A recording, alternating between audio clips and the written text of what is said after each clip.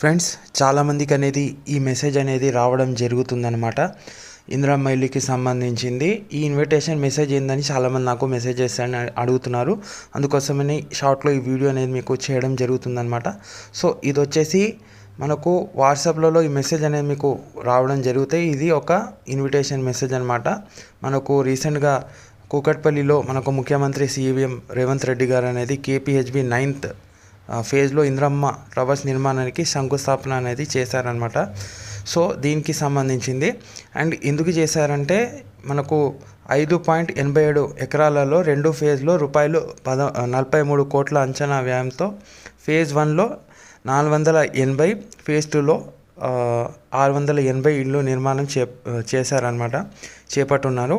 So దీనికి శంకుస్థాపనని చేయడం జరిగింది. ఇప్పటికే అన్ని ఏర్పాట్లను అధికారులు అనేది పూర్తి చేయడం జరిగింది.